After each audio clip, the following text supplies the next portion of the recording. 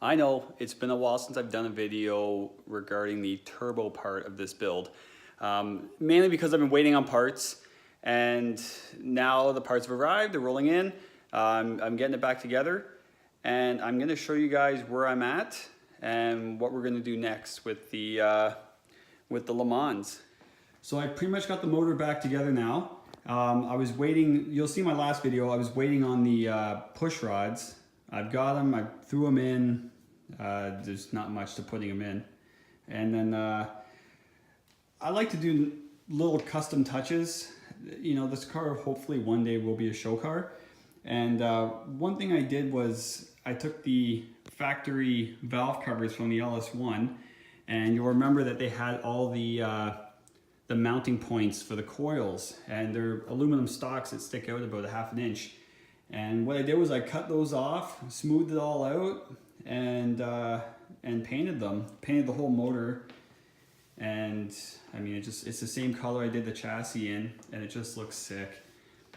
You know, you don't have to do this. You know, budget build. I know, and trust me, it didn't cost me anything. I took the factory valve covers and made them look like this, and you know, just a little bit of time, smoothed it out, a little bit of Bondo, lots of primer and sanding. And you know, cheap way to make it look nice. But you know, you could just throw the motor in, who cares, right? Like if you don't care what it looks like, throw it in, who cares? I care what it looks like, so I took it a step further and painted it all. And now that I have it painted, I'm hopefully gonna try and get this motor in this week. And the only thing I'm waiting on right now is my torque converter. I'm getting one built, and it's been about a month. So I'm told it's supposed to be in this week. I've got a 3500 stall coming, and yeah, the factory one ain't gonna do it. So today we're gonna talk injectors. These are the factory injectors from the LS1. They're only 28-pound injectors. And naturally aspirated, I pretty much maxed those things out. I was running at 98% duty cycle. So what I've picked up are these guys. These guys cost me about $100. They are 80-pound injectors. They're the, whatever you want to call them, Deca injectors. Now, some guys are going to castrate me for this because they say if you're going to invest money anywhere, invest in the injectors. Well, I was looking, and so many injectors I saw on eBay and Amazon, stuff like that, they use the exact same picture, like these guys here, the exact same picture in all these different injectors for sale. And I'm talking like these $100 injectors, I saw the exact same photo of these listed for $300. Well, I mean, the specs were all the same. The brand was the same. I mean, yeah, they're probably a cheap Chinese knockoff. But everyone had the same photo of these injectors. But some people were 3 times more than the others. So, you know, I'm winging it here. I'm going to try them out. You know, worst thing that could happen is they don't work. But if they do work, hey, save myself some scratch. So I'm gonna put these guys in, get those crappy stock 28-pound ones out, and that's, I mean, then the motor's pretty much ready to go in. Now, what I'm gonna talk about next is not related so much to the budget aspect of the build. Now, you can try and do what you want to save money with turboing your LS. And I'm all for saving money. I mean, I don't have a ton of money. Ooh, my battery charger just kicked back on here. Just hold on 1 second. Now, I mean, the name of the game is trying to make power and have fun with the car and not spend a lot of money.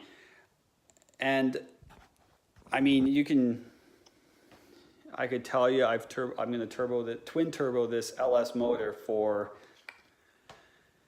you know, under $3,000, and that's doing it, I'm gonna say doing it right to the best of my knowledge. But there's certain things you can't cheap out on and if you try, you're just gonna have bad luck. I'm not even gonna call it bad luck. You're making poor judgment calls, I feel, and you're setting yourself up for disaster. So if you're gonna put money somewhere, I'm gonna show you where I feel is one of the smartest places to put your money. And I mean, you might not want to spend it. I didn't want to spend it. I wasn't expecting to spend this much, but I did in the end. Because if I don't, then I mean, I'm doing all this for nothing, because I'm gonna drive this thing down the street and then I'll be calling the tow truck because I'm gonna just blow everything up. And I'll show you where I put my money.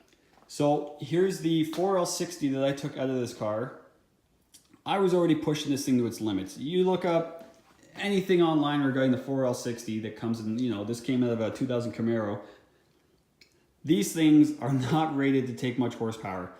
I was at just over 400 horse with my 6-liter, and I could tell this thing was slipping between like 1 to 2 shift, and even 2 to 3 there was a delay. There was a bit of a slip. And like those things, like basically 400 horsepower is their limit. Now you could dump some money into it, try and beef it up, but there are better ways. And this is where I feel the better way was, for me anyway. And I just got this back last week. So I had a Turbo 400 built for this car. The transmission itself, I just went to a scrapyard or a junkyard, and I got it for about 400 bucks. Dropped it off at the tranny shop, and you know, $2,000 later, I got it back. Now, they tell me that with how much I spent, I basically told them my horsepower goal, and I just let them go to town with it.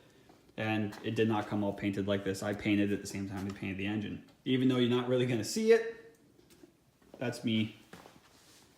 I'll see from under the car. I told them I wanted a transmission that could hold 900 horse. So they stripped her down and gave me a transmission that they say will hold 900 horse. It's only a 3-speed, that's the downside as far as driving around town and cruising on the highway. I don't have the overdrive or anything like that. But I mean, at least this one will stay together, and you can't have everything. So you got to sacrifice in some departments, and I'm sacrificing a gear or two. But at least this guy should hold together. Torque converter, on the other hand, that was pretty pricey. That was about $900. That's Canadian, so I mean American, you probably look at about 600 bucks for a torque converter, and that torque converter is made to hold 900 horse as well. I don't know if I'm ever going to hit 900 horse with this motor, like crank horse. I probably could, but it probably wouldn't last long.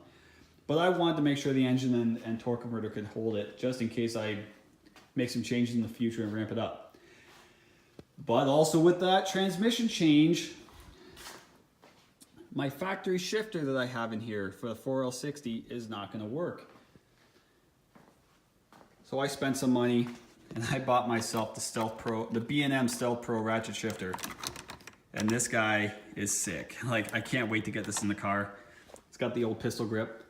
And yeah, like this set me back a little bit. Was not really expecting to spend that money.